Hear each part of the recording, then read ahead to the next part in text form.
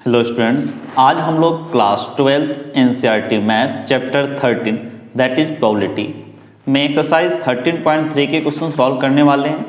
Last video lecture में हम लोगों ने इसी एक्सरसाइज 13.3 के theory part solve example exercise में क्वेश्चन नंबर 1 से लेकर के क्वेश्चन नंबर 2 तक सॉल्व किया था।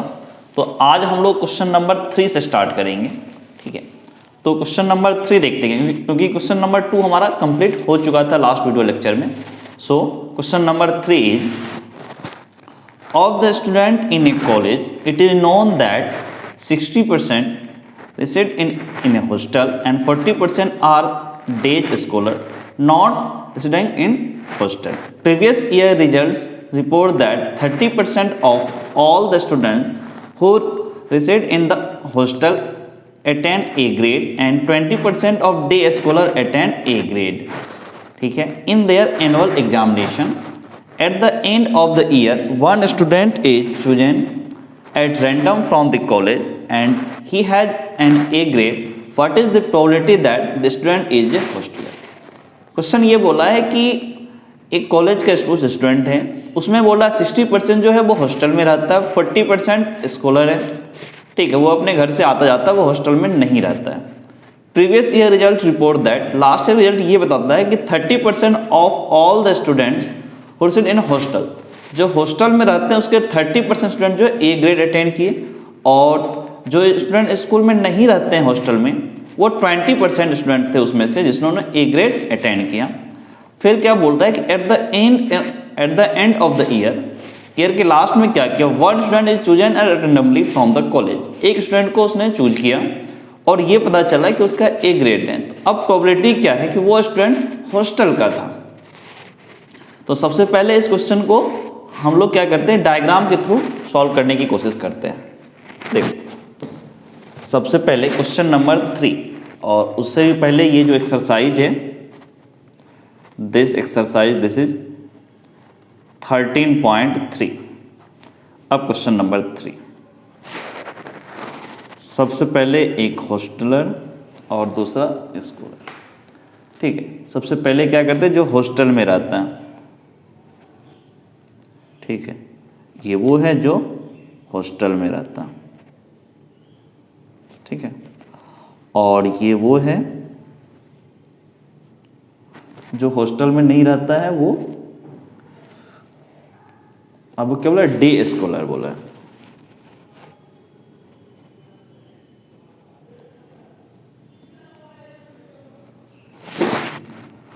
ये हॉस्टल में रहता है और ये डे स्कॉलर है। इसमें क्या होता है, 60% जो वो हॉस्टल में रहता है, इट मीन्स 0.6 प्रोबेबिलिटी क्या है हॉस्टल की, और 0.4 प्रोबेबिलिटी है आपका, ठीक है, डे स्कॉलर की।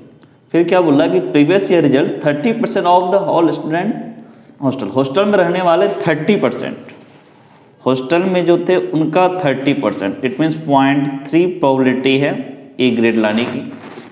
और डे स्कॉलर में देखो ए ग्रेड लाने की प्रोबेबिलिटी कितना बोला, 20%, it means this is 0.2।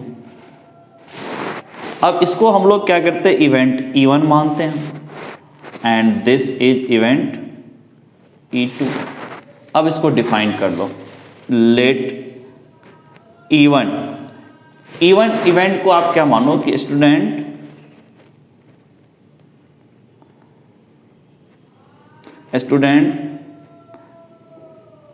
Lives in hostel. ठीक है, हॉस्टल में रहता है, उसको E1 इवेंट मानो, और E2 इवेंट मानो कि स्टूडेंट इज डे स्कॉलर, ठीक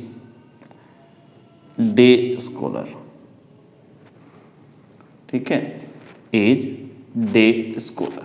ठीक है, दिस इज, ठीक है, डे स्कॉलर, स्टूडेंट जो आपका वो डे स्कॉलर है। और ए इवेंट मानो आप कि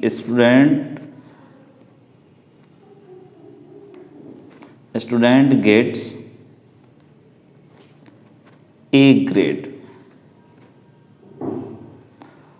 हमने ऐसे डिफाइन किया अपने इवेंट, अब जरा P ऑफ E1 कि कोई जो स्टूडेंट है वो हॉस्टलर है, उसकी प्रोबेबिलिटी 0.6।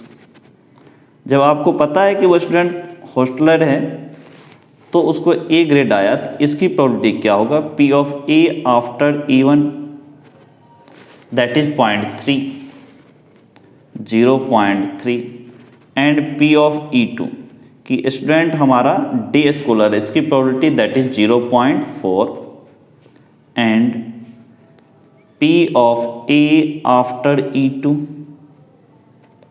ठीक है, P of A after E2 पता है वो डे स्कॉलर है, तब प्रोबेबिलिटी कितना होगा? This is 0.2।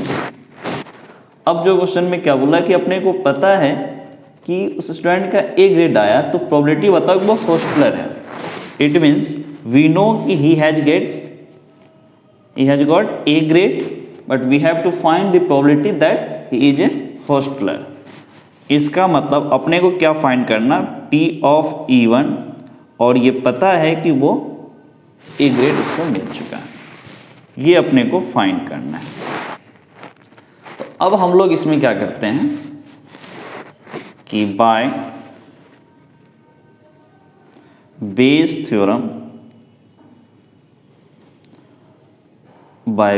Theorem,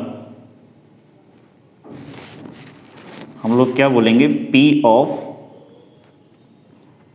E1 after A equals to P of E1 into P of A after E1 upon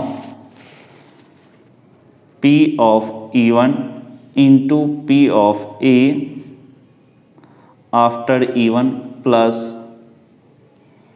P of E2 into P of A after E2। अब जरा देखो, P of E1 this is 0.6,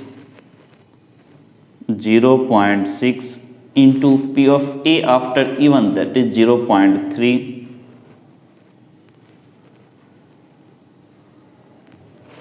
P of E1 that is 0.6, P of A after E1 that is 0.3, P of E2 that is 0.4,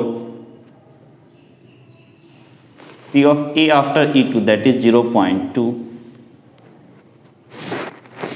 Now this is 0.6 into 0.3 that becomes 0.18 upon, this is 0.6 into 0.3, this is also 0.18 plus 0.4 into 0.2 that is 0.08।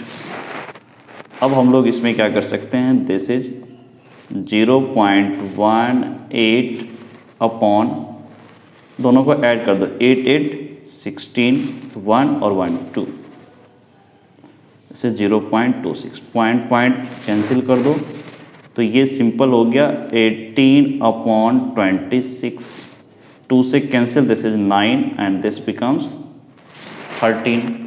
So you can say this is 9 upon 30। ये आपका question number 3 का solution है and answer is 9/13।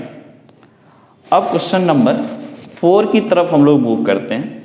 So question number 4 देखो क्या बोल रहे हैं।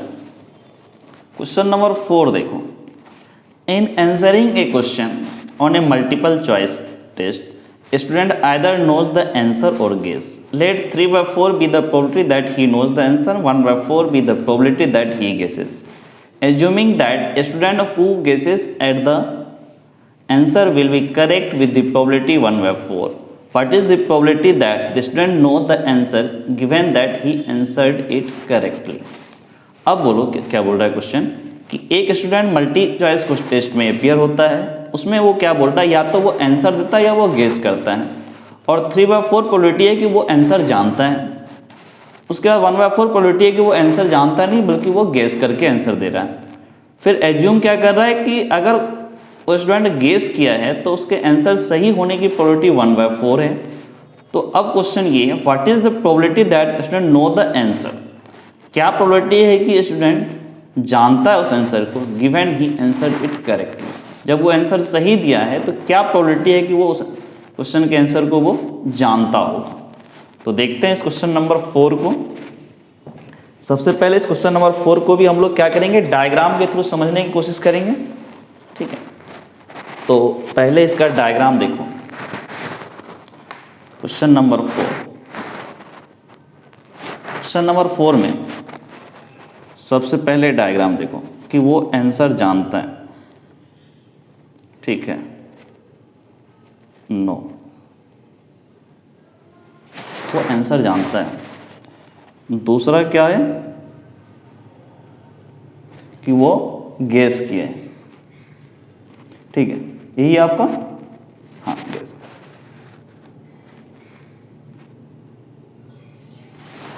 या तो वो जानता है या फिर गेस किया। अच्छा, जानने की प्रोबेबिलिटी कितना है, 3/4, इट मीन्स दिस इज 0.75, और गेस करने की प्रोबेबिलिटी कितना, 0.25। अब इसने क्या बोला कि अगर वो जानता है, ठीक है, अगर वो जानता है तो करेक्ट आंसर की प्रोबेबिलिटी कितना होगी, 1। वो जानता है तो सही आंसर जानता है। अगर उसको नहीं जानता है, गेस करता है, तो उसकी प्रोबेबिलिटी उसने क्या दिया, 1/4, ठीक है।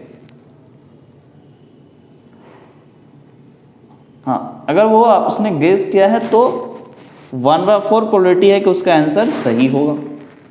ये पूरा का पूरा केस है। इसको आप मानो इवेंट E1, इसको मानो आप event E2। Now let E1 event को डिफाइन करो कि student know the answer, student knows the answer, वो आंसर जानता है। E2 ले लो कि स्टूडेंट गेस, ठीक है, स्टूडेंट गेसेस द आंसर, वो आंसर को गेस करता है कि ये वाला होगा, वो जानता नहीं है। उसके बाद एक इवेंट A ले लो, A इवेंट आपका क्या है कि he gives the correct answer, या he answers correctly, he answers, जो स्टूडेंट है he answers the question correctly, answers the question correctly, ठीक है, करेक्टली, वो आंसर को सही से, he answers the question correctly, वो सही आंसर दिया है। अब जरा सबकी प्रोबेबिलिटी देखो, P ऑफ E1 कि वो आंसर को जानता है, इसकी प्रोबेबिलिटी आपको गिवन है 0.675। अब वो उसको पता है कि वो आंसर जानता है उस क्वेश्चन का, तो करेक्टली आंसर देने की प्रोबेबिलिटी क्या होगा, P of A after E1 that will be 1, क्योंकि जानता है आंसर तो वो करेक्ट आंसर ही देगा। P ऑफ E2 उसने गेस किया है, गेस किया इट मीन्स इसकी प्रोबेबिलिटी कितना होगा, 0.25। अब इसने क्या बोला है कि पता है कि वो गेस किया है, तब वो करेक्ट आंसर देगा, इसकी प्रोबेबिलिटी क्या है, P of A after E2 that is 1/4, 1/4 का मतलब ये भी 0.25 होगा। और अब इसने क्या पूछा है कि probability that the student know the answer and given it correctly, ठीक है, तो वो आंसर जानता है, इसका मतलब, ठीक है, probability that student know the answer, इसका मतलब क्या हुआ, P ऑफ E1 पूछा है आफ्टर A, मतलब वो करेक्ट आंसर दिया है, तो ये फाइंड करना है कि वाकई में उस क्वेश्चन का वो आंसर जानता था। P of E1 after A ये पूछा है। तो अब क्या करो, bye Bayes theorem, by Bayes theorem, अब बाय बेस थ्योरम आप क्या बोलोगे कि P of E1 after A, this is equals to P of E1 into P of A after E1 upon P of E1 into P of A after E1 plus P of E2 into P of A after E2। अब सबकी value put करते जाओ, P of E1 that is 0.75, 0.75 into point of P of A after E, that is 1 upon here P of E1, this is 0.75 into P of A after E1, that is 1 plus P of E2, that is 0.25 into P of A after E2, that is 0.25. यहाँ से हम लोग क्या बोल सकते हैं, this is 0.75 upon में ये भी हो गया 0.75 प्लस 25 इंटू 25 625 0.0625. अब इनको ऐड कर दो तो दिस इज 0.75 अपॉन ऐड किया दिस इज 2 5 6 और 5 11 और ये 8. ठीक है, अब यहाँ से अगर ये हुआ तो 100 होगा. ये यहाँ से ये पॉइंट गया तो 0 0 4 टाइम्स 0, 2 0 तो कैंसिल हो जाएगा. अब इसमें क्या करो, 25 से डिवाइड करेंगे हम लोग. नेक्स्ट स्टेप करते हैं ये काम. 75 इंटू 100 अपॉन 8125. 25 से डिवाइड करो, this is 3 and this one with 3, तो 75 यानी 6 इंटू 6 टू 62, 25 इंटू 50 12 और 5 125. अभी भी ये 25 से कैंसिल होगा, दिस इज 4. 25 से ये कितना होगा 1, इट मीन्स 7 और 7 5 13. तो यहाँ से कितना होगा 3 into 4, that will give 12. This is 12 by 30. ये क्वेश्चन नंबर 4 का सॉल्यूशन है एंड आंसर इज 12 बाय 13. अब क्वेश्चन नंबर 5 की तरफ हम लोग मूव करते हैं. सो question number 5 is A laboratory blood test is 99% effective in detecting a certain disease. इस टाइप का क्वेश्चन हम लोग ये सॉल्व एग्जाम्पल में भी कर चुके हैं. ठीक है, A laboratory blood test is 99% effective in detecting a certain disease when it is in fact present. However, the test also yields a false positive result for 0.5% of the healthy person tested. That is, if a healthy person is tested, then the probability 0.005, the test will imply he has the disease. If 0.1% of the population actually has the disease, what is the probability that the person has the disease given that his test result is positive? इस question को समझो. A laboratory blood test is 99% effective in detecting a certain disease when it is in fact. अगर किसी को वो disease है तो 99% effective है कि वो उस डिजीज को डिटेक्ट कर लेगा. However, the test also it's a false positive result. Test जो है वो फॉल्स रिजल्ट पॉजिटिव रिजल्ट देता है कि 0.5% हेल्दी पर्सन का टेस्ट पॉजिटिव बता देता है. यानी प्रोबेबिलिटी 0.005% ठीक है, फिर भी उसको पॉजिटिव रिपोर्ट दे देता है कि उसको ये डिजीज है. If 0.1% of the population actually has the disease, जो पॉपुलेशन है उसका 0.1% को वो डिजीज है. ठीक है, then what is the probability that the person has the disease given that his test result is positive. उस इंसान को ऑलरेडी पॉजिटिव रिजल्ट दिया है और क्या प्रोबेबिलिटी है उस इंसान को एक्चुअल में वो डिजीज है, ये क्वेश्चन. तो इस क्वेश्चन नंबर 5 को हम लोग थोड़ा डायग्राम से सिंपल वे करने की कोशिश करते हैं.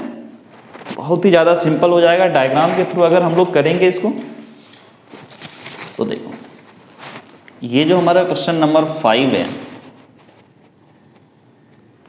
क्वेश्चन नंबर 5 को अगर आप ऐसे समझो तो पहले डिजीज वाले पर्सन को लो. ठीक, ऐसे समझो हेल्दी,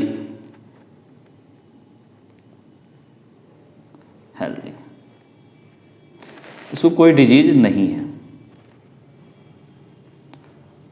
और ये बनाओ तुम डिजीज वाले पर्सन जिनको वो डिजीज है. ठीक है, उनको ये डिजीज है, ये हेल्दी है और ये डिजीज है. अब देखो क्या बोला, पॉपुलेशन 0.1% हैज़ द डिजीज. इसका मतलब 0.1% बोला, 0.1% तो डिवाइड कर दो 100 से, तो 0.1% तो कितना हो जाएगा 0.001, ये प्रोबेबिलिटी है। अब क्या बोला, अगर वो हेल्दी है, ठीक है, तो पॉइंट पर अगर वो हेल्दी है, नहीं उससे पहले ये 99% effective test detecting the certain disease, अगर उसको डिजीज है तो 99% चांस है कि वो टेस्ट बता देगा। इट मीन्स 0.99 प्रोबेबिलिटी है कि वो बता देगा इसको एक्चुअल में ये बीमारी है, रिपोर्ट में वो दिखा देगा। अब ज़्यादा वो हेल्दी पर्सन में क्या होता है, फॉल्स जो देता है वो क्या बोल रहा है कि 0.5% फॉल्स रीडिंग देता है, 0.5%। इट मीन्स प्रोबेबिलिटी क्या हो जाएगा 0.005। ये प्रोबेबिलिटी वो बंदा हेल्दी है फिर भी उसको ये डिजीज शो कर दे। इसको आप E1 मानो, इसको आप E2 मानो, ये इंफॉर्मेशन अपने को गिवन है। तो सबसे पहले डिफाइन कर लो लेट E1 इवेंट क्या मानो आप, person is healthy, person is healthy,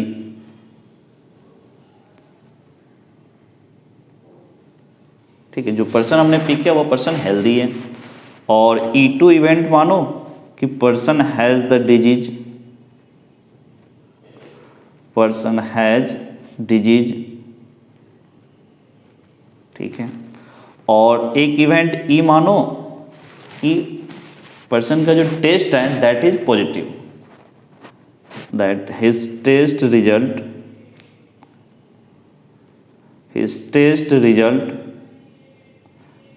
is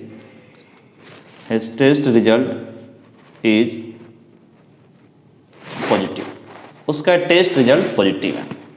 तो सबसे पहले P ऑफ E1 निकालते हैं। P ऑफ E1 क्या होगा, 1 में से इसको सब्ट्रैक्ट करना पड़ेगा क्योंकि दोनों का सम 1 होना चाहिए। This is 1 minus 0.001, this will be 0.999।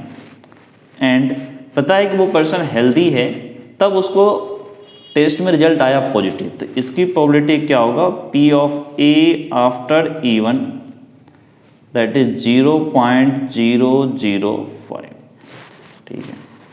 अब P ऑफ E2 कि आपको ये देखना है कि जिसको ये डिजीज है वो 0.001, क्योंकि 0.1% था तो प्रोबेबिलिटी विल बी 0.01। अब जरा देखो P of A after E2, उसको डिजीज है और रिपोर्ट में भी डिजीज आया है, दैट इज 0.99, क्योंकि 99% उसने यूज किया। अब पूछा क्या है कि given his test result is positive, आपको पता है कि उसका टेस्ट रिजल्ट पॉजिटिव मतलब A हो चुका है। प्रोबेबिलिटी क्या बोला इसने कि the person has disease, that the person has disease मतलब E2 उसको होना चाहिए। E2 की probability P of E2 after A, आपको पता है उसका रिजल्ट पॉजिटिव है और ये बताना है कि आप एक्चुअल में उसको ये डिजीज है, ये आपका क्वेश्चन है। तो बाय बेस थ्योरम,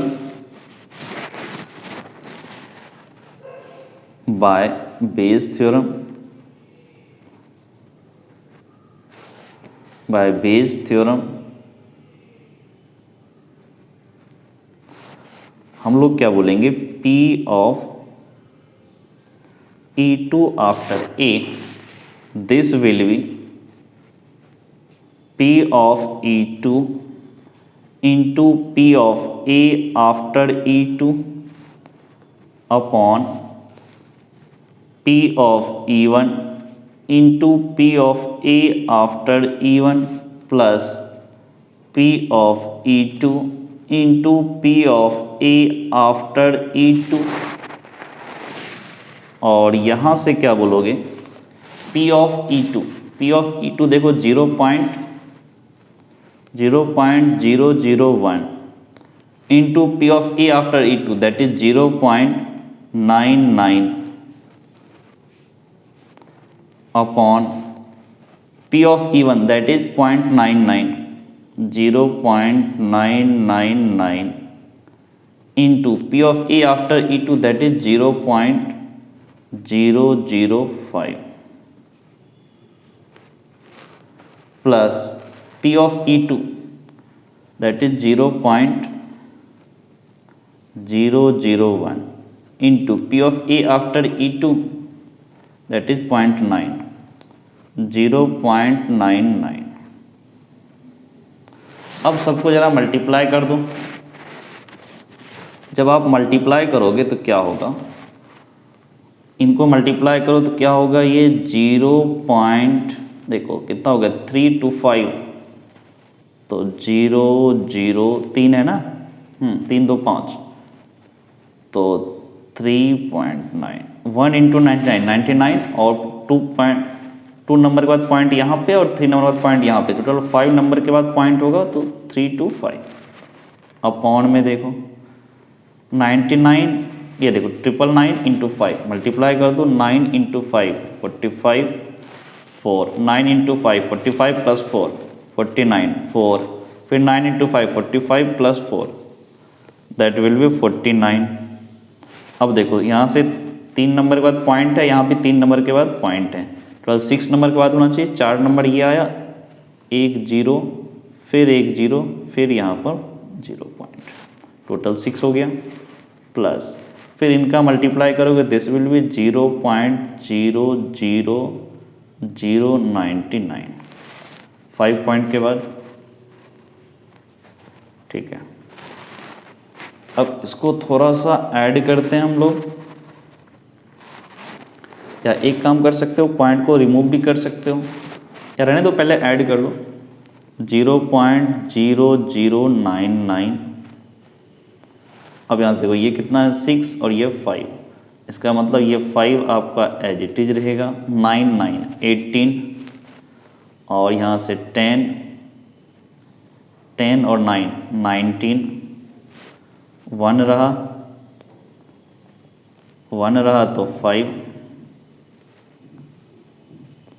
फिर 0 फिर 0 फिर 0 पॉइंट। अब अगर यहाँ से हटाओगे तो कितना होगा 10 टू पावर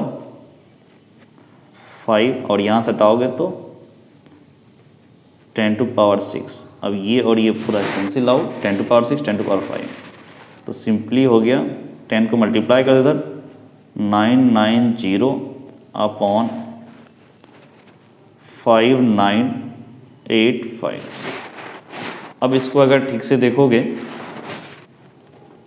9 से ये कैंसिल हो रहा है, 9 से कैंसिल अगर होता है तो ये कितना होता है ज़रा देखो 110 और 9 से ये कैंसिल होगा तो 54 5 8, ठीक है 5 1 मिनट 5 5 प्लस 10 89 20 हाँ कैंसिल होगा 9 से, तो 9 इंटू 6 54 एंड 5 8 58 का मतलब कितना हो गया 958, तो फिर ये 6 यानी 445। अभी भी अगर देखो तो ये 11 से कैंसिल हो जाएगा, 11 से कैंसिल हुआ 10 और 11 से ये कैंसिल होगा तो नहीं 11 से कैंसिल नहीं होगा ये, आप इसको क्या करो 5 से कैंसिल करो, 5 से कैंसिल करोगे तो 2 2, ठीक है, और 5 से इसको कैंसिल किया तो ये 1 16 फिर ये 3, तो ये 22 कितना आया 22 अपॉन 133। अब ये किसी से कैंसिल हो रहा है क्या, 2 से नहीं होगा, 11 से ये कैंसिल नहीं होगा, 22/133 ये इस क्वेश्चन का आंसर हुआ। एंड आपका ये क्वेश्चन नंबर 5 का पूरा ये सॉल्यूशन है। अब क्वेश्चन नंबर 6 की तरफ मूव करते हैं हम लोग। So question number 6 is there are 3 coins, one is two-headed coin having head on both face, ठीक है, another is a biased coin that comes of head 75% of the time, and third is an unbiased coin. One of 3 coin is chosen at random and tossed, it saw head. What is the probability that it was two headed coin. तो देखते हैं question number 6 को। There are 3 coins, ठीक है, 3 coin है। अब क्या बोला इसने, 1 is two headed coin, 1 is two headed coin having head on both face. उस क्वाइन में क्या होगा, दोनों जो फेस होगा that will be head. Another is a biased coin that comes up head 75% of the time. दूसरा जो coin है वो बायस्ड कॉइन है, उसमें 75% जो है प्रोबेबिलिटी रहता है हेड आने के और 25% रहता है टेल आने के। Third is an unbiased coin, third में कोई बायस्ड नहीं है, वो 1/2 प्रोबेबिलिटी से हेड और टेल आ सकता है। One of the 3 coin is chosen randomly किसी एक कॉइन को चूज किया and toss it saw head, तो वो हेड आया है। What is the probability that it was two headed coin? अब प्रोबेबिलिटी निकालना है कि वो टू हेडेड कॉइन से है। तो इस क्वेश्चन नंबर 6 को सबसे पहले डायग्राम से देखो, जैसे बाकी क्वेश्चन हम लोग करते हैं, काफ़ी सिंपल हो जाएगा इससे। सो क्वेश्चन नंबर 6 जरा देखो। क्वेश्चन नंबर 6 सबसे पहले इसने क्या किया, कौन सा कॉइन लिया इसने, two headed coin. Two headed coin का मतलब क्या हो गया, ठीक है, टू हेडेड कॉइन है। उसके बाद क्या बोला कि बायस्ड कॉइन है,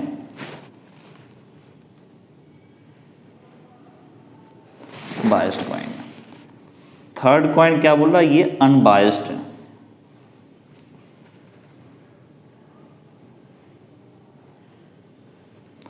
थर्ड क्या, अनबायस्ड कॉइन है। टू हेडेड है तो हेड आने की प्रोबेबिलिटी कितना होगा, 1 होगा, क्योंकि हेड ही तो है दोनों। बायस्ड में क्या बोल रहा है इसने कि 75% हेड आने की प्रोबेबिलिटी है, इट मीन्स 0.75। अब देखो अनबायस्ड में क्या 1/2 होगा प्रोबेबिलिटी। आप इस टू हेडेड को मान लो E1, बायस्ड को मान लो E2 इवेंट और अनबायस्ड को मान लो E3 इवेंट। कहने का मतलब लेट E1, क्या लिखो कि क्वाइन इज टू हेडेड, नहीं क्वाइन इज क्या बोला इसने सबसे पहले, chosen coin is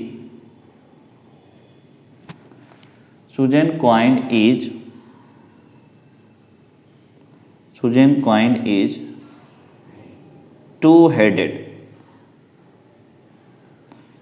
chosen coin is two headed. E2 क्या बोलो कि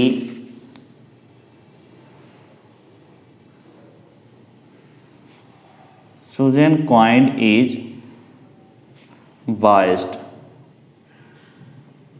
ओके। और आप E3 क्या बोलोगे, E3 इवेंट बोलो इसको, चूजन क्वाइन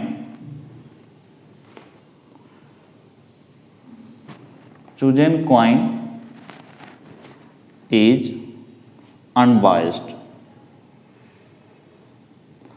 एक और इवेंट है ए, वो क्या बोला इसने, टॉस, ठीक है, saw head, toss saw head. जो हमने टॉस किया है, toss saw head as a output, ठीक है। आउटपुट में आप ये मानो कि वो हेड आया है। तो अब इस क्वेश्चन को हम लोग एक काम करते हैं कि पूरे में प्रोबेबिलिटी वगैरह निकालते हैं। क्या है कि ये जो इसने बोला है ना टू हेडेड, ये सबके ये जो क्वाइन है सबके इक्वल चांसेस है। तो हम ये बोल सकते हैं P ऑफ E1 भी क्या होगा 1/3, P ऑफ E2 भी 1/3, P ऑफ E3 भी 1/3। तो चलो सबसे पहले लिखो P of E1, this is 1/3। अब आपको पता है कि E1 टू हेडेड क्वाइन से है, तो हेड आने की प्रोबेबिलिटी क्या होगा, P of A after E1, तो ये क्या होगा 1, क्योंकि टू हेडेड है। अब P ऑफ E2, ये भी 1/3, तो P of A after E2, ये तो बायस था, ये बोल रहा 0.75, अब P ऑफ E3 1/3 ये भी होगा। अब आपको पता है E3 से आया था अनबायस से, तो P of A after E3 ये 1/2 दैट इज 0.5। अब जरा देखो, या फिर इसको आप ये भी बोलो, दिस इज 3/4, दिस इज 1/2। अब जो क्वेश्चन में पूछा है वो क्या बोला है कि आपको पता है कि वो हेड आया है, what is the product, it was two headed coin. Two headed coin मतलब E1 से हुआ है। तो क्वेश्चन ये पूछा है कि P of E1 after we know कि toss of head, it means after event A, ये क्वेश्चन पूछा है। तो अब हम लोग क्या करेंगे, by Bayes theorem, by Bayes theorem,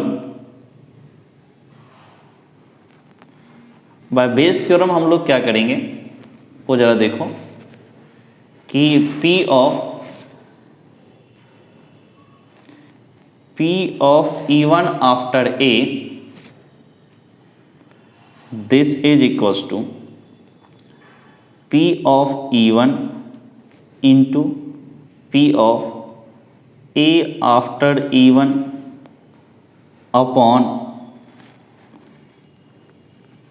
P of E1 into P of A after E1 plus P of E2 into P of A after E2।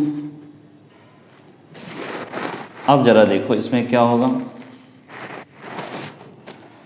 P of E1 बोलने मतलब 1/3, देखो यहाँ पर है हमारा 1/3, सो दिस इज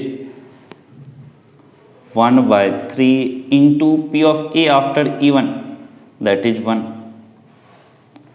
अपॉन में P of E1 this is 1/3 into P of A after E1 this is 1 plus P of E2, चलो एक और P ऑफ E3 भी है तो यहाँ पर ये भी होगा P of E3 into P of A after E3 क्योंकि 3 इवेंट है, plus P of E2 that is 1/3 into P of A after E2 that is 3/4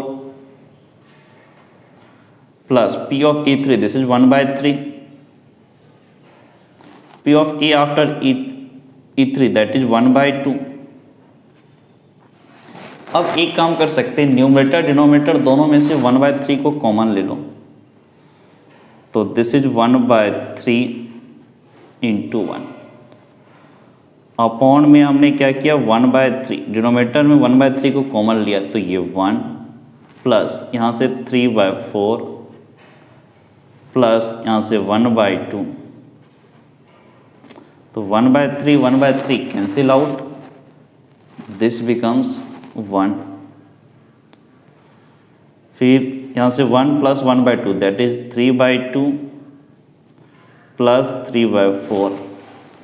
तो अब यहाँ से आप क्या बोल सकते हो 1 अपॉन कितना हो गया 9/4, ये होगा ना, एलसीएम ले लो तो 4, 3 into 2 6 plus 3 9/4, this will give 4/9। ये क्वेश्चन नंबर 6 का आपका सॉल्यूशन है एंड आंसर इज 4/9। अब हम लोग क्वेश्चन नंबर 7 की तरफ मूव करते हैं। सो क्वेश्चन नंबर 7 देखो क्या बोल रहे हैं, an insurance company insured 2000 scooter drivers and 4000 car drivers and 6000 truck drivers. The probability of an accident are 0.01 and 0.03 and 0.15 respectively. One of the insured person meets with an accident. What is the probability that he is a scooter driver? अब क्या कह रहा है, एक insurance company है जो 2000 scooter driver का insurance करवाती है, 4000 कार ड्राइवर का की है एंड 6000 ट्रक ड्राइवर का इंश्योरेंस किया है। अब क्या बोल रहा है कि एक्सीडेंट होने की जो प्रोबेबिलिटी है वो क्या है, स्कूटर का प्रोबेबिलिटी है 0.01 और आपका ये कार ड्राइवर का है 0.03 और ट्रक ड्राइवर की प्रोबेबिलिटी है 0.15।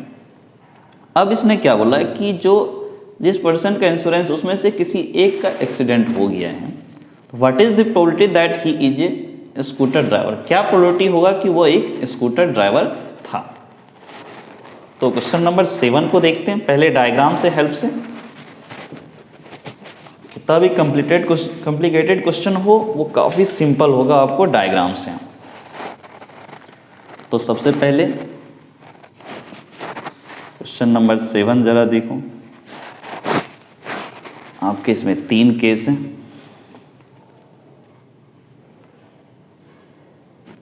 सबसे पहला क्या बोला उसने, स्कूटर ड्राइवर है,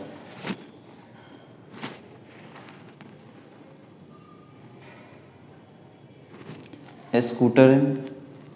फिर दूसरा है कार,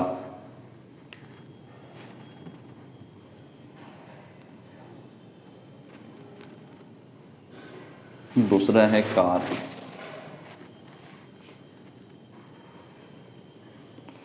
थर्ड है आपका ट्रक का ड्राइवर। ठीक है, अब जरा देखो इसने क्या बोला है कि स्कूटर का जो एक्सीडेंट होने की प्रोबेबिलिटी इसने बोल रहा है 0.01। ठीक है, प्रोबेबिलिटी ही है, परसेंटेज नहीं है, कंफ्यूज मत होना। स्कूटर से एक्सीडेंट होने की प्रोबेबिलिटी 0.01 है। ठीक है, और आपका कार से जो है उसका ज़रा देखो, कार से आपकी प्रोबेबिलिटी कितना है 0.03 एंड ट्रक से कितना 0.15। जो बड़ी गाड़ी है उसकी ज़्यादा प्रोबेबिलिटी होती है। ठीक, 0.15। स्कूटर ड्राइवर को मान लो E1 और इसको इवेंट E2 मान लो और इसको इवेंट E3 मान लो। अब जरा देखो, सबसे पहले लेट E1 किसको मानोगे कि E1 के जो इंश्योर्ड पर्सन है वो क्या है, स्कूटर ड्राइवर है। E1 द इंश्योरेंस जिस पर्सन का हुआ है, ठीक है, insured person is scooter driver. ठीक है, स्कूटर ड्राइवर। और E2 किसको मानोगे इवेंट की इंश्योर्ड पर्सन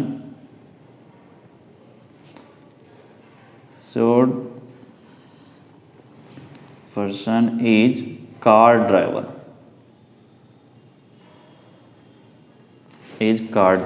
और E3 आपका क्या होगा,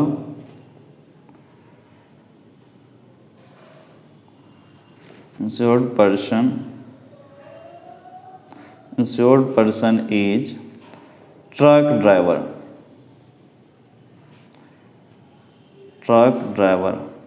ठीक है, और ए आपका क्या है, ए है आपका insured person meets an accident. ठीक है, पर्सन इसका क्या हो गया, एक्सीडेंट हो गया है। ठीक है, विथ एन एक्सीडेंट। ठीक है, अब जरा सबकी प्रोबेबिलिटी देखो। P of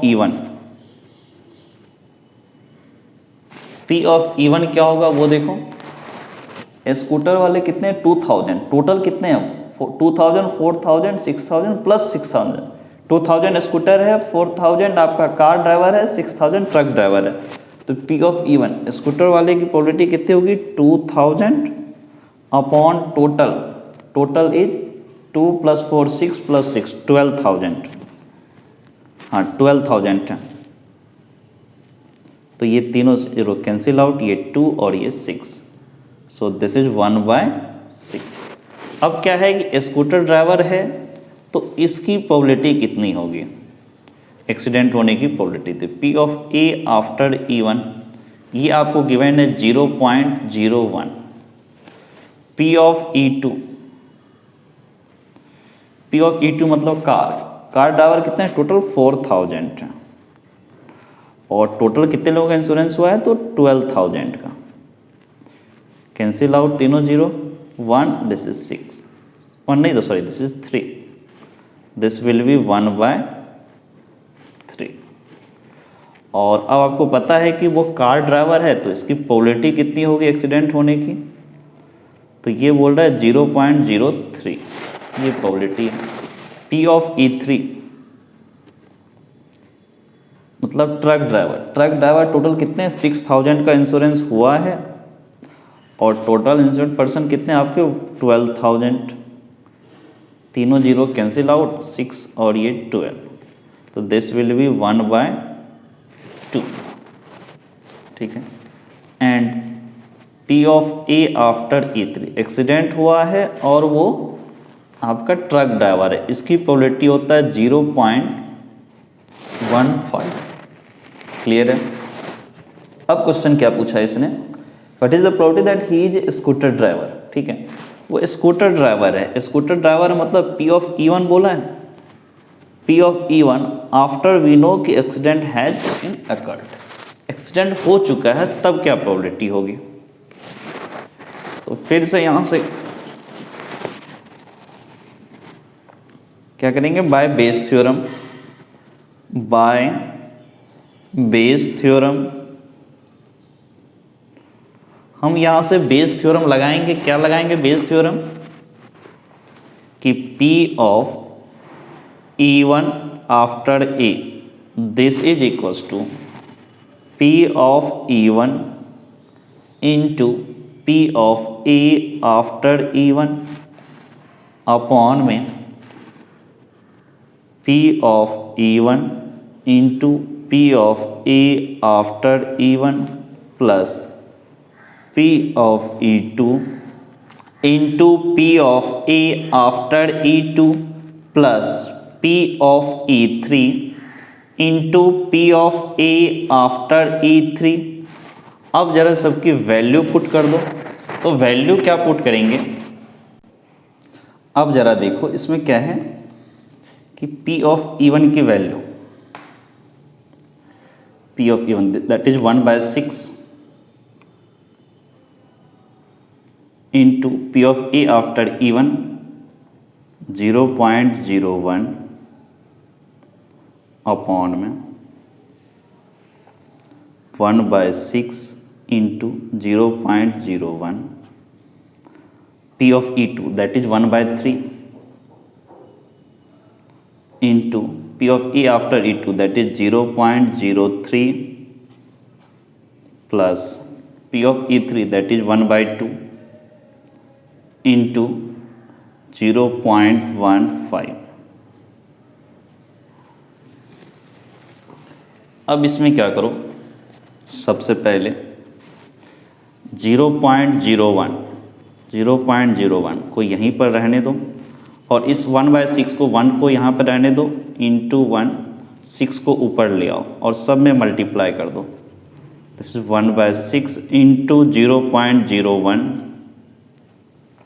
plus 1/3 into 0.03 plus 1/2 into 0.15 bracket is closed. अब जरा देखो दिस इज 0.01, 6 से मल्टीप्लाई किया 6 into 6 1, this will be 0.01 plus 6 into 1/3 तो 2 इंटू 0.03 दिस इज 0.06 प्लस 1/2 6 यहाँ 3 इंटू 0.15 दिस इज 0.45। अब यहाँ से क्या होगा 0.01, now 6 1 7 7 प्लस 5 12 1 5, ठीक है। यहाँ से पॉइंट हटाओ, यहाँ से भी पॉइंट हटाओ, तो आंसर विल बी 1/52। 1/52। ये क्वेश्चन नंबर 7 का सॉल्यूशन है। Answer is 1/52। अब क्वेश्चन नंबर 8 की तरफ मूव करो। तो question number 8 is a factory has 2 machines A and B। ठीक है। Past records show that machine A produced 60% of the items of output and machine B produced 40% of the items। ठीक है। Further, 2% of the items produced by machine A and 1% produced by machine B were defective. All the items are put into one stockpile and then one item is chosen at random from this and is found to be defective. What is the probability that it was produced by machine B? Question क्या बोला कि a factory has 2 machines A and B। ठीक है। Past record show that machine A produce 60% of items of the output. 2 machine है A and B और past record के basis पे बोल रहा है कि मशीन A 60% आउटपुट प्रोड्यूस कर रहा है, मशीन B 40% आउटपुट आइटम जो है वो प्रोड्यूस कर रहा है। Further 2% of item produced by A, machine A का 2% जो आइटम है वो डिफेक्टिव है एंड मशीन B का 1% जो है वो डिफेक्टिव है। All the items are put in one stock pile. सब जो दोनों मशीन से जो प्रोड्यूस आइटम को सबको एक साथ रखा गया, एक स्टॉक पाइल में रखा गया है। And one item is chosen randomly, एक आइटम को रेंडमली उसने चूज किया है। ठीक है। And is found to be defective, और वो फाउंड क्या हुआ कि that is defective. What is the probability that it was produced by machine B? क्या प्रोबेबिलिटी होगा कि ये जो प्रोड्यूस हुआ है that was, what is the probability that it was produced by machine B? अब क्या होगा कि वो मशीन बी से ही प्रोड्यूस हुआ है। तो इसको डायग्राम से देखो।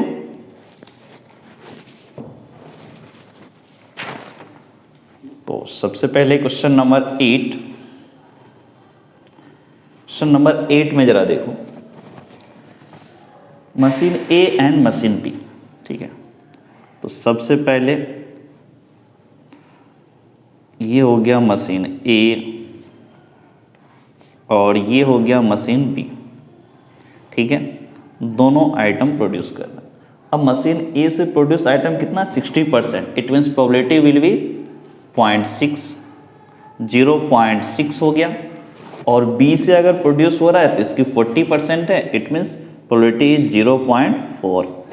अब मशीन A से अगर प्रोड्यूस हुआ है तो क्या बोल रहा है 2% of the items produced by machine A are defective. 2% अगर डिफेक्टिव है it means probability will be 2% को 2 को क्या करो 100 से डिवाइड कर दो, जैसे 0.02।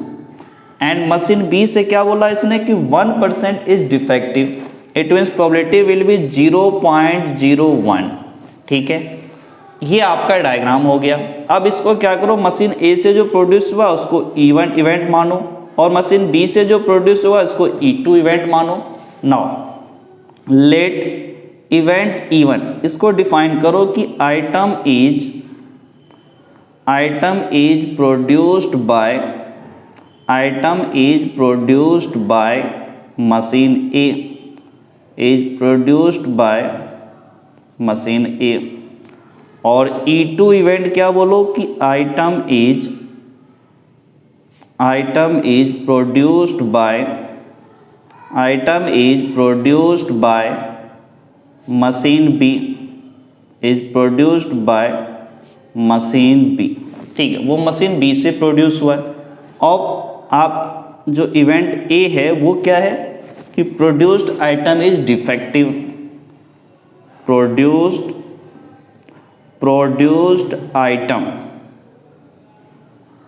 Item is defective.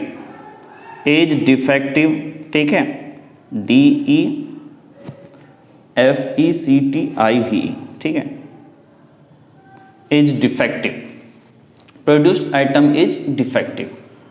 तो सबसे पहले देखो आप इंफॉर्मेशन क्या क्या है। P ऑफ E1 देखो कितना है, P ऑफ E1 कितना है 0.6, P of E1 is 0.6।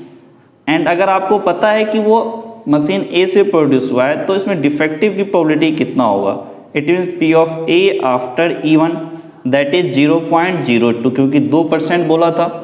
And P of E2 P of E2 is 0.4। अब आपको बताना प्रोबेबिलिटी, तो P of A after E2 that will be 0.01।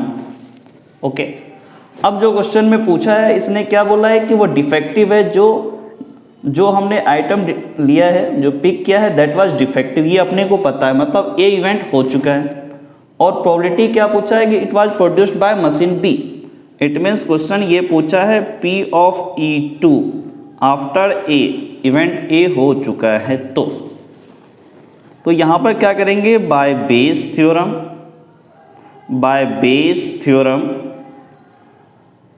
ठीक है। अब हम लोग बेस थ्योरम से क्या लिखेंगे, P of E2 after A, this is equals to P of E2 into P of A after E2 upon में P of E1 into P of A after E1 plus P of E2 into P of A after E2। अब जरा देखो P of E2 कितना आता है, 0.4 into P of A after E2, तो ये आपको 0.01 है, अपॉन में P of E1 that is 0.6 into P of A after E1 that is 0.02 plus P of E2 is 0.4 into P of A after E2 that is 0.01। अब इनको आप add करके देखो क्या होता है, 0.4 इंटू 0.01 दिस बिकम्स 0.0, कितना हुआ 4 इंटू 1 4, और यहाँ से 2 नंबर के बाद पॉइंट है, यहाँ 1 नंबर के बाद, तो ये कितना हो जाएगा 0.4, 3 नंबर के बाद पॉइंट होगा, अपॉन में देखो 6 इंटू 12, फिर यहाँ पे 2 पॉइंट के बाद 0, यहाँ 1 पॉइंट, 3 पॉइंट के बाद 0 होगा, it means this is 0.12 plus, फिर ये भी वही केस 4 इंटू 1 4, फिर 2 नंबर के बाद पॉइंट, यहाँ 1 नंबर के बाद पॉइंट, तो ये कितना हो जाएगा 0.04, फिर यहाँ पर पॉइंट। अब ऐड कर लो इसको, दिस विल बी 0.04 अपॉन, तो यहाँ से क्या बोलोगे 0.016, दोनों को ऐड कर सकते, 2 + 4 6 1 0 1 और 0 0। अब यहाँ से ये पॉइंट कैंसिल कर दो, क्योंकि तीनों नंबर के बाद पॉइंट है दोनों जगह, न्यूमरेटर दोनों, तो now this is so simple, this becomes 4/16, now this is 1, this will be 4, so answer will be 1/4। ये क्वेश्चन नंबर 8 का आपका सॉल्यूशन है, आंसर इज 1/4। अब आप क्या करो, क्वेश्चन नंबर 9 की तरफ मूव करो। सो क्वेश्चन नंबर 9 इज, देखो क्वेश्चन नंबर 9 क्या बोल रहा है, 2 groups are competing for the position of board of directors, ठीक है, of a corporation. The probability that first and second group will win are 0.6 and 0.4 respectively. Further, if the first group wins, the probability of introducing a new product is 0.7 and the corresponding product probability is 0.3 if the second group wins. Find the probability that new product introduced was by the second group. अब इस question में क्या बोला कि 2 groups are competing for the position of board of director of a corporation. किसी corporation के board of director के लिए 2 ग्रुप फाइट कर रहे हैं। फिर क्या बोला, फर्स्ट एंड सेकेंड ग्रुप का जो विन करने का जो चांसेस है, ठीक है, उस फाइट में जो विन करने के चांसेस है, फर्स्ट ग्रुप के बारे में बोल रहा है दैट इज 0.6। देखो फर्स्ट ग्रुप का बोल रहा है 0.6 एंड सेकेंड ग्रुप का बोल रहा है 0.4। उसके बाद क्या बोल रहा है कि अगर फर्स्ट ग्रुप विन करता है तो probability of introducing new product के इंट्रोड्यूस करने की प्रोबेबिलिटी 0.7 है, और जो सेकेंड ग्रुप अगर विन करता है तो उसकी प्रोबेबिलिटी 0.3 है।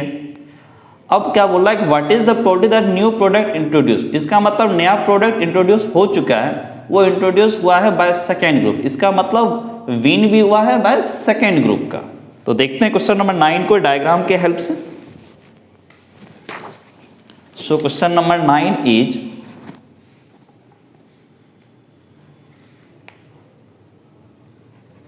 क्वेश्चन नंबर 9 देखो, सबसे पहले डायग्राम, 2 ग्रुप था ना, तो ये हो गया first group. Now second group,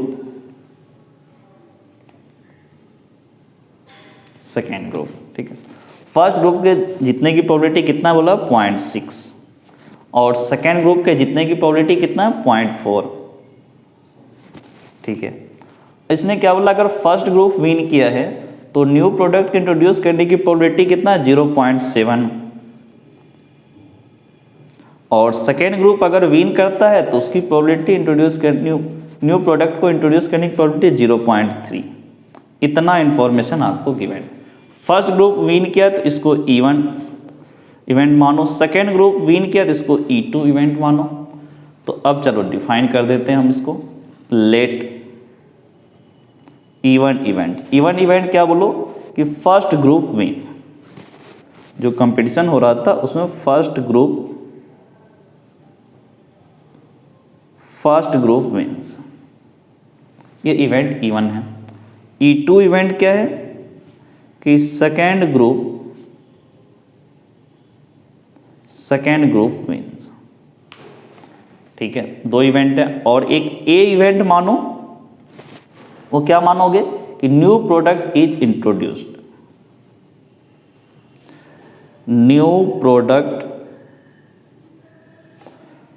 product is introduced, ठीक है, न्यू प्रोडक्ट इज इंट्रोड्यूस्ड। तो अब यहां से हम लोग क्या करते हैं कि P ऑफ E1 देखो, P of E1 first group win किया, वो तो प्रोबेबिलिटी 0.6 है। अब आपको पता है कि फर्स्ट ग्रुप विन किया है तो न्यू जो प्रोडक्ट आया उसके इंट्रोड्यूस होने की प्रोबेबिलिटी, ये आपको बोल रहा है 0.7%, ठीक है, परसेंट नहीं, 0.7, परसेंटेज तो 7% और प्रोबेबिलिटी तो 0.7। एंड P ऑफ E2 कि सेकेंड ग्रुप विन किया होगा, इसकी प्रोबेबिलिटी 0.4, और फिर क्या बोला P of A after E2, second group win किया तब न्यू प्रोडक्ट को इंट्रोड्यूस होने की प्रोबेबिलिटी दैट इज 0.3। और अब जो क्वेश्चन पूछा है, क्वेश्चन क्या पूछा है इसने कि नया प्रोडक्ट इंट्रोड्यूस हो चुका है बट वो सेकेंड ग्रुप पहले विन किया होगा तब, क्योंकि सेकेंड ग्रुप के द्वारा इंट्रोड्यूस हुआ है, इट मीन सेकेंड ग्रुप पहले विन किया होगा। तो इसने क्या बोला है कि सेकेंड ग्रुप, तो it means P of E2 after A, नया प्रोडक्ट इंट्रोड्यूस हो गया बट वो इंट्रोड्यूस हुआ है सेकेंड ग्रुप के थ्रू, ये क्वेश्चन पूछा है। तो हम लोग यहां पे क्या करेंगे, by Bayes theorem,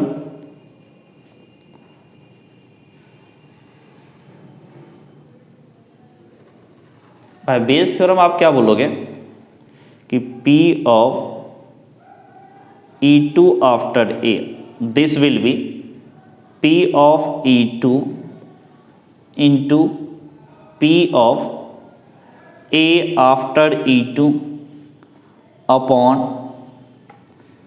P of E1 into P of A after E1 plus P of E2 into P of A after E2।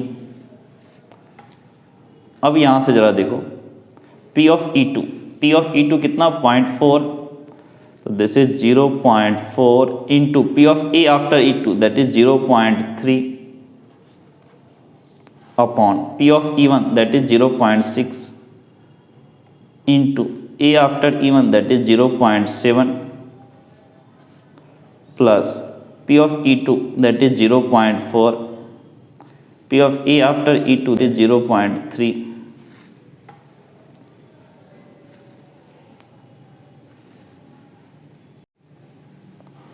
Now this becomes 0.4 into 0.3, this is 1 2, now 0.6 into 0.7, this is 0.42, ठीक है, और 0.4 into 3, this is 0.12, now 0.12 upon 0.42 plus 12, this is 0.224415, point को cancel कर दो, तो this becomes 12/54। इसको भी अगर ठीक से देखोगे तो ये आपका 6 से कैंसिल होगा, 6 × 2, ठीक है, और ये कैंसिल होगा 9 से, सो दिस इज 2/9। ये क्वेश्चन नंबर 9 का आपका सॉल्यूशन है एंड आंसर इज 2/9। अब नेक्स्ट क्वेश्चन देखते हैं, क्वेश्चन नंबर 10 को। Question number 10 is suppose a girl throw a dice, if she gets 5 or 6, she tosses a coin 3 times and notes the number of heads. If she gets 1, 2, 3 or 4, she tosses a coin once and note whether a head or tail is obtained. If she obtained exactly one head, what is the probability that she threw 1, 2, 3 or 4 with the die? Question क्या कहना चाह रहा है, ये देखो कि एक girl है वो डाइस को थ्रो कर रही है, डाइस को थ्रो कर रही है। अगर वो 5 और 6 अगर आउटकम आता है उस डाइस थ्रो करने से, तब वो क्या करती है, कॉइन को 3 बार टॉस करती है। और अगर 5 और 6 नहीं आया, 1, 2, 3, 4 आया, तब वो क्या करती है, कॉइन को एक ही बार टॉस करती है। जब उसने 3 बार कॉइन को टॉस किया तब उस टाइम वो काउंट करती नंबर ऑफ हेड, कितनी बार आया, और 1, 2, 3, 4 में एक ही बार कॉइन को टॉस करते उस टाइम पे सिर्फ वो ये देखती है कि हेड आया या फिर टेल आया।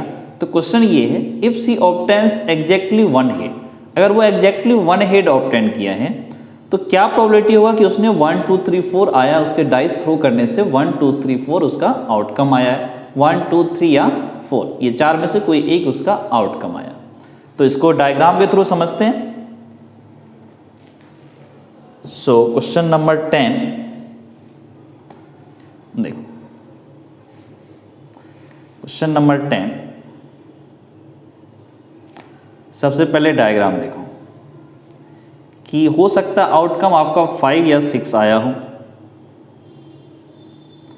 दिस इज 5 या फिर 6 आया हो, या फिर हो सकता है कि आउटकम आपका 1, 2, 3 या फिर 4 ये आया हो आउटकम। अगर 5 और 6 आया है तो कितना पॉइंट को वो क्या बोल रहा है कि 3 टाइम टॉस कर रहा है। 3 टाइम टॉस करने का मतलब सैंपल स्पेस देखो क्या क्या हो जाएगा। सैंपल स्पेस क्या होगा, H H H, फिर H T H, फिर T H H, फिर T T H, उसके बाद H H T, कॉमा, यहाँ भी कॉमा करो, this is H T T, फिर T H T, फिर T T T। ये सैंपल स्पेस टोटल कितने होंगे इसमें, 8 आउटकम है। तो बोला एग्जैक्टली 1 हेड, एग्जैक्टली 1 हेड का मतलब ये नहीं होगा, ये नहीं होगा, ये नहीं, ये हो सकता है और एक ये हो सकता है, एक ये हो सकता है, टोटल 3 हो गए। तो 3/8 होगा एग्जैक्टली 1 हेड। फिर 1, 2, 3, 4 इसमें जरा देखो, इसमें क्या बोल रहा है कि एक ही बार थ्रो किया तो हेड आने की प्रोबेबिलिटी 1/2, एग्जैक्टली 1 हेड तो 1/2। अब ये 5 और 6, 1, 2, 3, 4, 5, 6 आउटकम है, तो 5 और 6 आने की प्रोबेबिलिटी कितनी है, 2/6, और ये कितना हो जाएगा 4/6। तो ये हो गया आपको 2/3 और ये हो गया 1/3। ये डायग्राम से हो गया। अब इसको तुम इवेंट में ऐसे लिखो, लेट,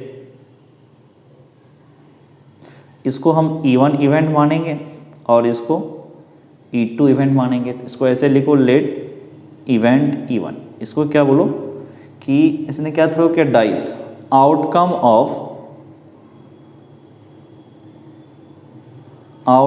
ऑफ डाइस इज 5 और 6, इसको इवेंट E1 मानो। और इवेंट E2 किसको बोलेंगे, तो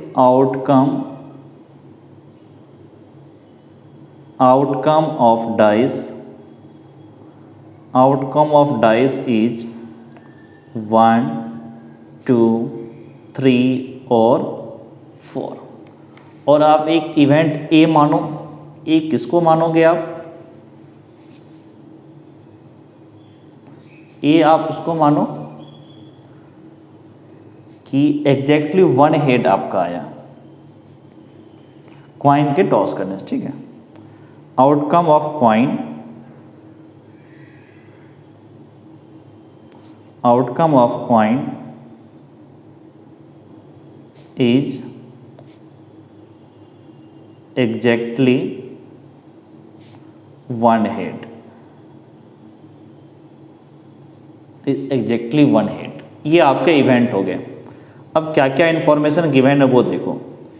P of E1, it means dice का आउटकम 5 और 6 है, तो वो 2/6, क्योंकि 5 और 6 दो फेवरेबल और टोटल 6, तो दिस इज 2/6, दिस बिकम्स 1/3।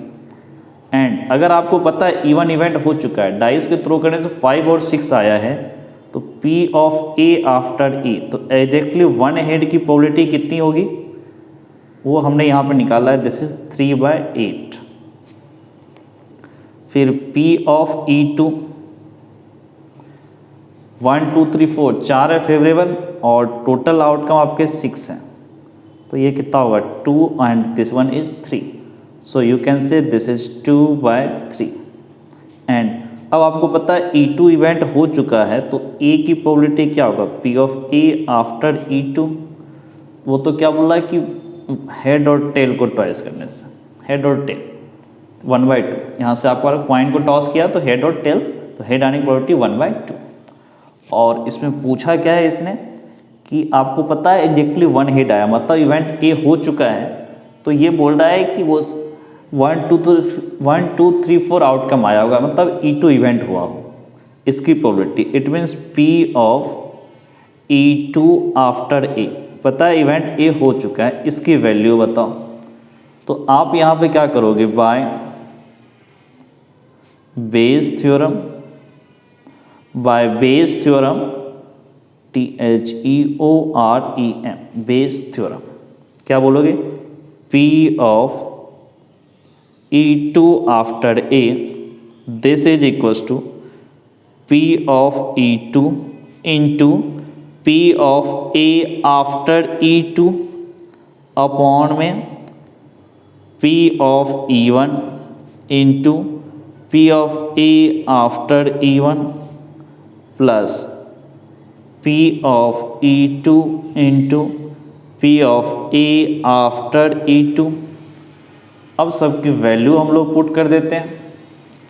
अब ज़रा देखो, P of E2 that is 2/3, 2/3 into P of A after E2, P of A after E2 that is 1/2, so this is 1/2 upon में P of E1 that is 1/3, 1/3 into P of A after E1 that is 3/8, 3/8 plus P of E2 that is 2/3 into P of A after E2 that is 1/2।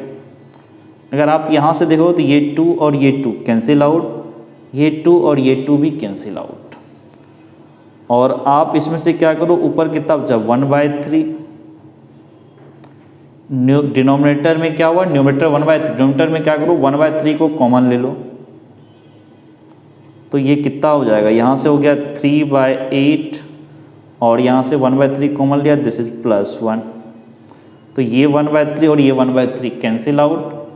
अब आप यहाँ से क्या कर सकते हो, थोड़ा एलसीएम ले लो, तो 1/3/8 + 1 दिस बिकम्स 3 + 8/8।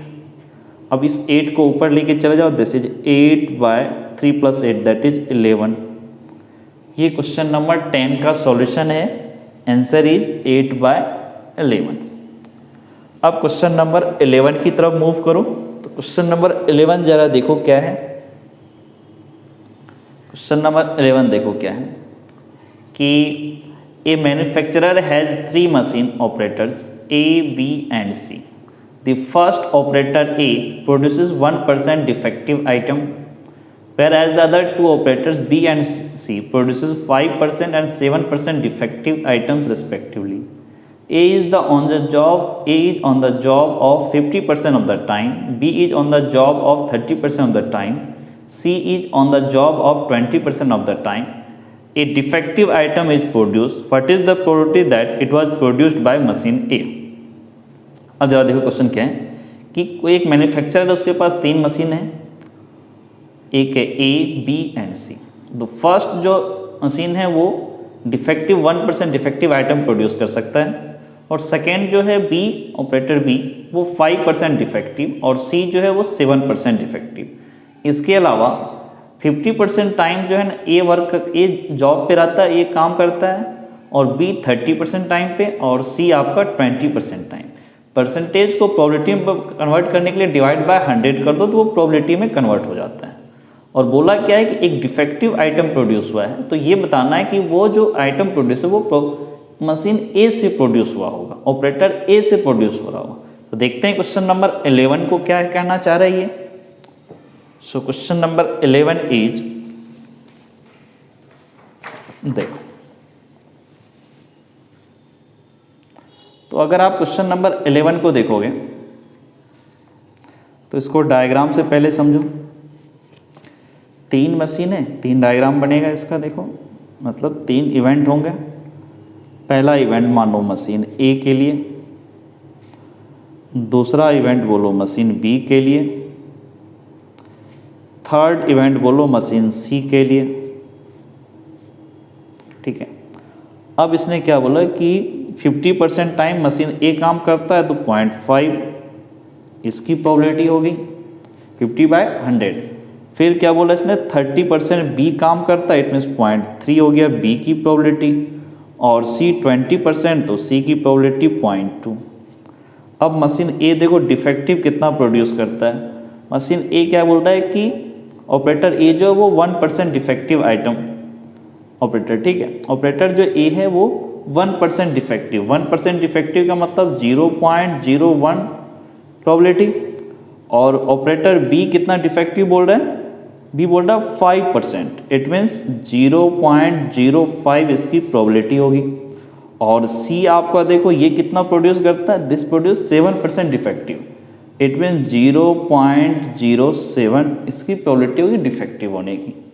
अब आप क्या करो कि ये जो है ना इसको आप E1 मानो, ऑपरेटर ए वाले को, ऑपरेटर बी को E2 मानो, और ऑपरेटर सी को E3 मानो.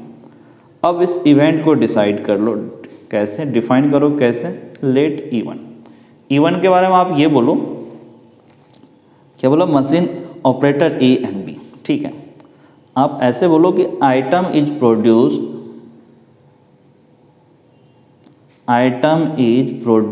बाय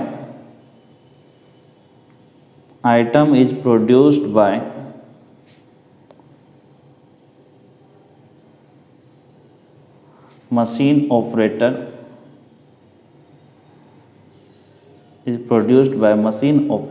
ए. और E2 को क्या बोलो कि item is produced by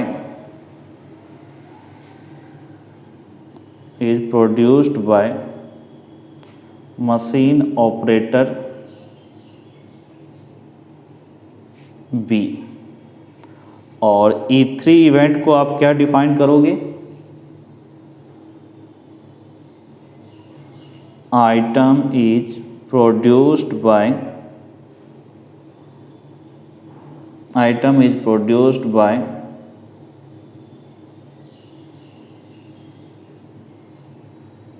machine operator C. ठीक है. और आप एक इवेंट ए डिफाइन करो, कैसे कि defective item is produced.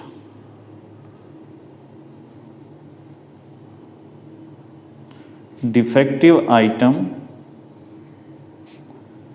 Is produced. ठीक है. अब जरा देखो क्या कहानी हो रहा है.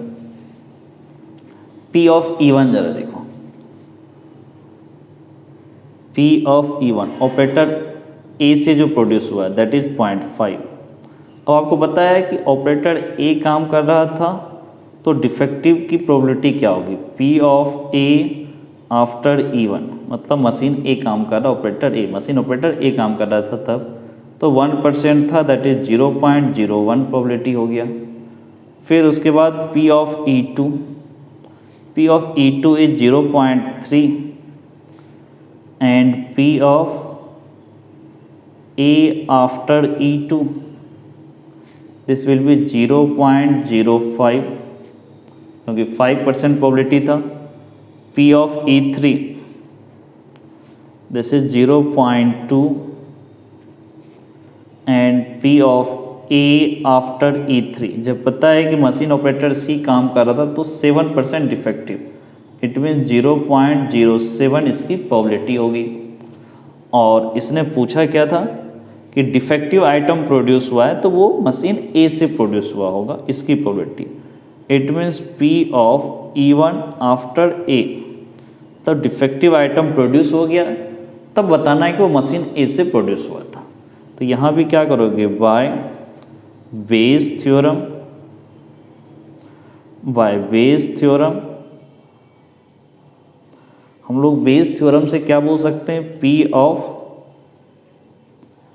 E1 after A, P of E1 after A equals to this is P of E1 into P of A after E1 upon में आप क्या बोलोगे, P of E1 into P of A after E1 plus P of E2 into P of A after E2। अब सबकी value put करो, P of E1 that is 0.5 into P of A after E1 that is 0.01 upon में, जरा देखो इसमें एक और होगा P ऑफ E3 क्योंकि 3 इवेंट हैं into P of A after E3, तो P of E1 is 0.5 into 0.01 plus P of E2 that is 0.3 into 0.05 plus P of E3 that is 0.2 into P of A after E3 that is 0.07। अब जरा देखो 0.5 into 0.01 तो this is 0.5 into 1, 5 यहाँ पे 2 number के बाद point है और यहाँ 1 नंबर के बाद, तो 3 नंबर के बाद पॉइंट होगा, तो दिस विल बी 0.005। फिर यहाँ भी वही चीज़ 0.005 प्लस 3 इंटू 5 15 और यहाँ 2 नंबर के बाद 0, यहाँ 1 नंबर के बाद 0, तो दिस इज 0.015 प्लस 7 टू 14, यहाँ भी 2 पॉइंट के बाद 0, यहाँ भी 1 पॉइंट के बाद 0, दिस इज 0.014। अब क्या करो, सबको ऐड कर दो डिनोमिनेटर में, सो दिस इज 0.005 अपॉन में देखो क्या हो जाएगा 15 5 20 और प्लस 14 दैट कम्स 20 प्लस 14 34, तो 0.034 पॉइंट कैंसिल को, ये भी 3 नंबर के बाद पॉइंट था, यहाँ भी 3 नंबर तो कैंसिल हो गया, दिस विल गिव 5/34। ये क्वेश्चन नंबर 11 का सॉल्यूशन था एंड आंसर वाज 5/34। अब क्वेश्चन नंबर 12 की तरफ मूव करो। क्वेश्चन नंबर 12 देखो क्या बोल रहे हैं कि a card from a pack of 52 card is lost, from the remaining card of the pack 2 cards are drawn and are found to be both diamond, find the probability of the lost card being a diamond. अब क्या बोल रहा है, a card from a pack of 52 card is lost, 52 जो playing card उसमें से एक card loss हो गया है, खो गया है, from the remaining card of the pack, अब जो उसमें से 51 कार्ड थे उसमें से बोला 2 cards are drawn and are found to be both diamond. 2 card draw किया गया, दोनों का दोनों फाइंड हुआ कि वो डायमंड है। Find the probability that the lost card being a diamond. आपको प्रोबेबिलिटी निकालना है कि जो कार्ड हमने खोया है वो भी डायमंड था। तो देखते हैं क्वेश्चन नंबर 12 को। इसको भी वही डायग्राम के हेल्प से हम लोग सॉल्व करने की कोशिश करेंगे। तो देखो क्वेश्चन नंबर 12 में देखो क्या कर रहे हैं। एक केस मानो कि लॉस्ट कार्ड इज डायमंड और एक केस मानना कि लॉस्ट कार्ड डायमंड नहीं था। ठीक है, डायमंड लॉस्ट डायमंड। ठीक है, तो लॉस्ट कार्ड था वो डायमंड था और इसको लो अदर लॉस्ट। ठीक है, डायमंड के अलावा दूसरा कोई लूज किया हमने। अब जरा देखो डायमंड कार्ड हमारे कितने होते हैं टोटल। डायमंड तुम्हारे कितने 13, इट मीन्स 13 बाय 52 और अदर कितने होंगे 39 अपॉन 52। तो ये हो गया 1/4 और ये हो गया 3/4। अब फिर इसने क्या बोला कि 2 कार्ड निकाला गया है। अगर डायमंड लॉस या तो टोटल कितने 51 कार्ड होंगे। डायमंड अगर लूज किया है तो डायमंड के लिए फेवरेबल कितने होंगे 12 अपॉन 51 और फिर दूसरे कार्ड, क्योंकि 2 कार्ड निकालना, दूसरे कार्ड कितने होंगे फेवरेबल 11 अपॉन 50। अब अगर आपने कहा डायमंड के अलावा कोई और कार्ड लूज हुआ होगा तो अब हमारे पास 2 कार्ड जो निकले होंगे, दोनों डायमंड कार्ड जो निकाले गए हैं, ठीक है, वो कितने होंगे total favourable 13 upon 51 into 12 upon 50। एक निकल गया तो 12 बचा और 51 की जगह 50 कार्ड बचा। अब जरा देखो, इसको आप E1 इवेंट मान लो, इसको आप E2 इवेंट मान लो। अब इसको डिफाइन करो, लेट E1 को क्या बोलो, लॉस्ट कार्ड इज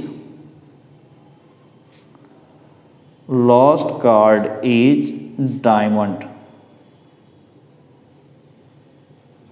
ठीक है, E2 इवेंट मानो, lost card is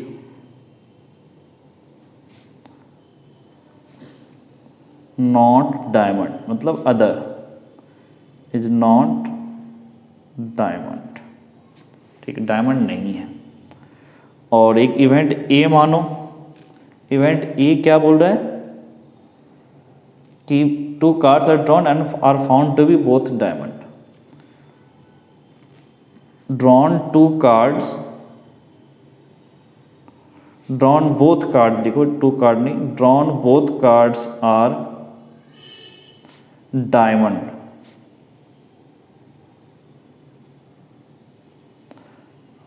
are diamonds. ठीक, drawn both cards are diamonds. ये हमारे 3 इवेंट है, वो हमने डिफाइन कर लिया। अब P ऑफ E1 जरा देखो, P of E1 lost card is diamond, वो कितना है 13/52, 13/52, तो ये कितना हो जाएगा 1/4। अब आपको पता है कि लॉस्ट कार्ड अगर डायमंड है तो P of A after E1 जो ड्रॉन कार्ड है वो भी डायमंड हो, इसकी प्रोबेबिलिटी कितना होगा। अभी जस्ट आपको एक्सप्लेन किया था कि 12/51, क्योंकि टोटल 13 कार्ड था, 13 में से एक डायमंड चला गया, तो टोटल कार्ड तो 51, बट डायमंड में टोटल 13 में से भी एक जाएगा 12। और फिर दूसरे कार्ड के लिए अब कितने हो गए, डायमंड फेवरेबल है 11 और टोटल कार्ड विल बी 50। अब P ऑफ E2, जब अपने को ये देखना है कि जो कार्ड लूज हुआ है, जो कार्ड लूज हो वो डायमंड नहीं था, तो वैसे कार्ड कितने हो सकते 39 अपॉन 52।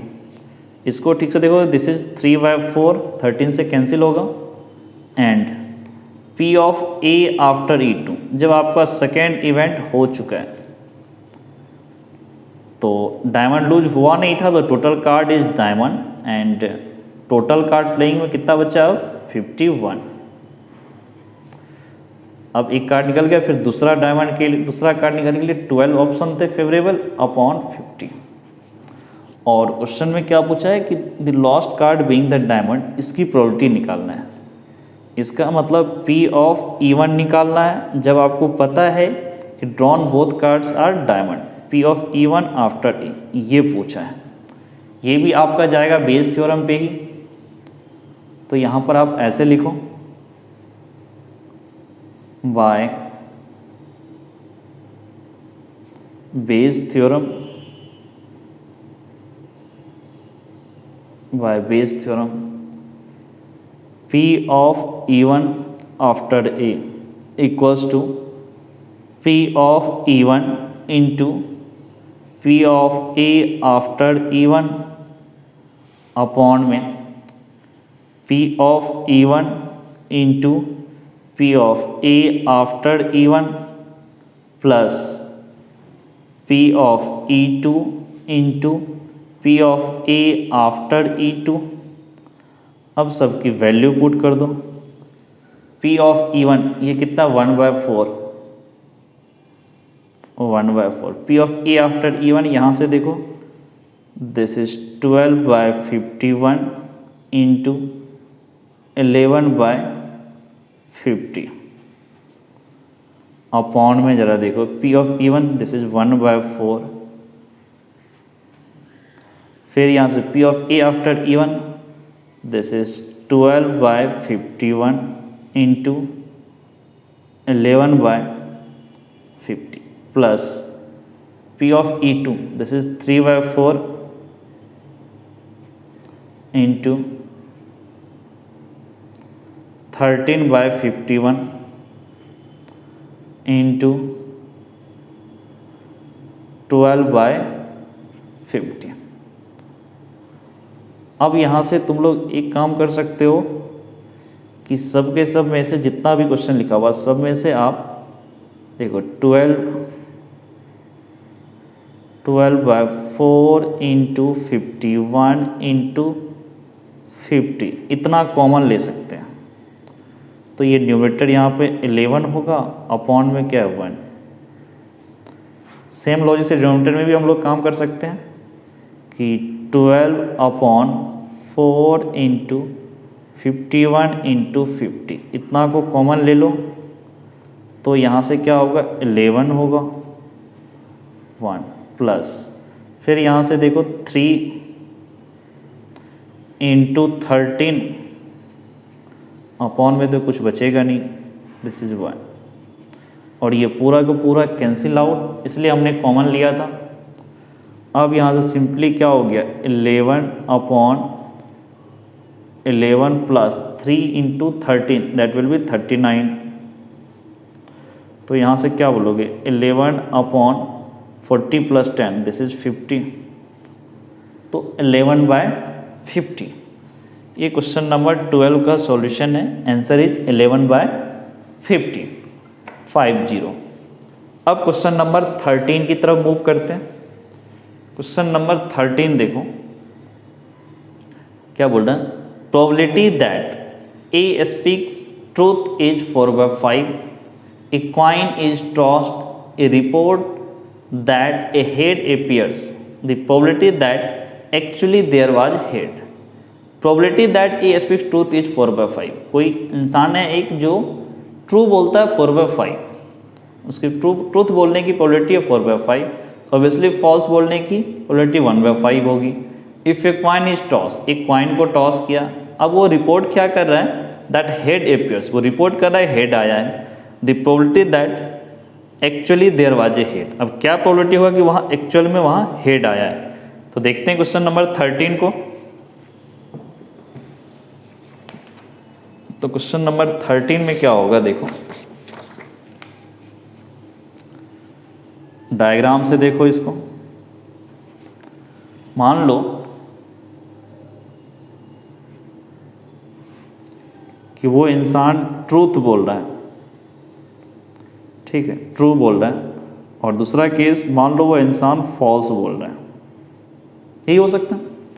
तो इसने क्या बोला, ट्रू, वो इंसान ट्रू बोलेगा, इसकी प्रोबेबिलिटी इसने क्या बोला 4/5, 4/5। ऑब्वियसली फॉल्स बोलने की प्रोबेबिलिटी 1/5। अब ट्रू में भी क्या बोल रहा है, वो क्या दिया है, coin is toss head appears. True बोल रहा है और हेड भी आया होगा, इसका मतलब क्या 1/2 प्रोबेबिलिटी, क्योंकि कॉइन है, कॉइन टॉस करने की प्रोबेबिलिटी 1/2 होगा हेड आने की। फॉल्स, फॉल्स बोलने का मतलब क्या, हेड नहीं आया होगा तब वो बोल रहा है हेड, तो उसकी भी प्रोबेबिलिटी 1/2 है। आप इसको इवन इवेंट मानो, इसको इवेंट E2 मानो। अब जरा देखो क्या बोल रहा है इसने, ऐसा ले लो कि late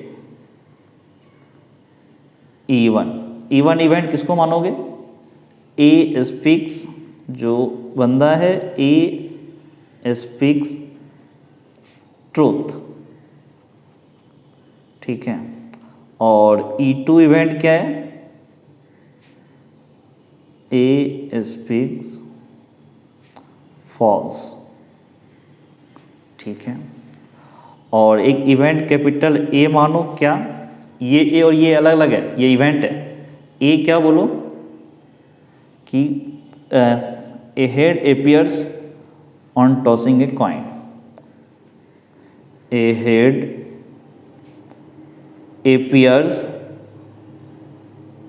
appears on tossing a coin,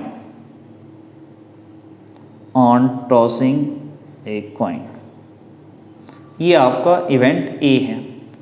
अब जो इन्फॉर्मेशन गिवन है वो ट्रूथ होने की प्रोबेबिलिटी P ऑफ E1 ये गिवन है 4/5 and P of A after E1 वो बोला है कि, ठीक है, a head appears on tossing a coin, वो प्रोबेबिलिटी कितना होगा 1/2। और P ऑफ E2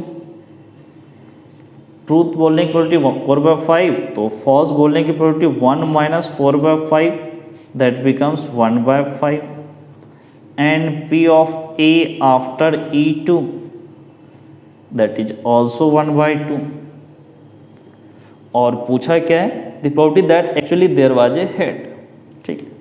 प्रोबेबिलिटी निकालना है कि एक्चुअल में वहाँ हेड आया था, एक्चुअल में हेड आया था, इसका मतलब वो जो बोल रहा है वो ट्रू बोल रहा है, it means P of E1 after A, ये पूछा है। तो अब इस क्वेश्चन को देखो कैसे करेंगे। सबसे पहले बाय बेस थ्योरम,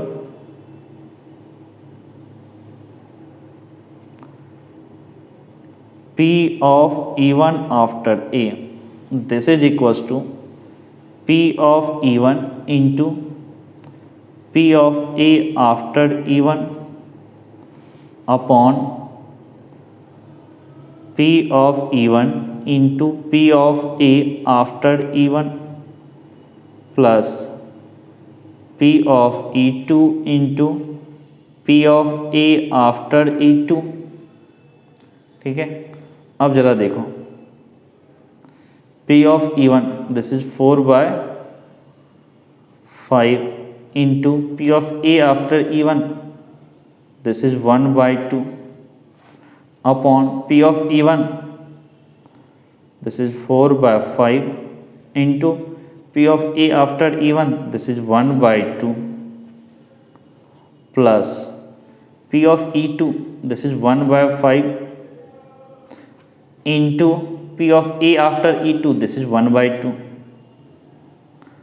अब इसमें से एक काम कर सकते हैं, न्यूमरेटर में से भी 1/10 को 1/5 इंटू 2 इसको कॉमन लो, यानी 1/10 को 1/5 इंटू 1/2 को कॉमन लो, तो दिस विल बी 4। यहाँ भी 1/5 एंड इंटू 1/2 को कॉमन लो, तो यहाँ से कितना होगा, ये 4 होगा और यहाँ से +1, ये पूरा का पूरा कैंसिल आउट। तो अब ये कितना हो जाएगा 4/4 + 1 दिस इज 5। तो ये आया probability P of E1 after A is 4/5। तो तो ये आपका ऑप्शन अगर देखोगे तो ये ए ऑप्शन है। इट मीन्स क्वेश्चन नंबर 13 का क्या आंसर होगा आपका? ए ऑप्शन होगा। अब क्वेश्चन नंबर 14 जरा देखो। क्वेश्चन नंबर 14 में क्या बोल रहा है?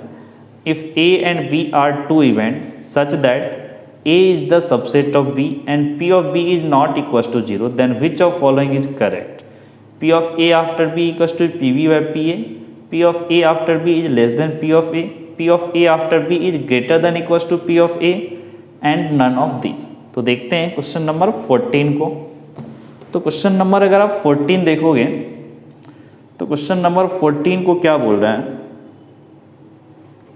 क्वेश्चन नंबर 14 में देखो, P of A after B, उससे पहले एक इन्फॉर्मेशन गिवन है कि A इज द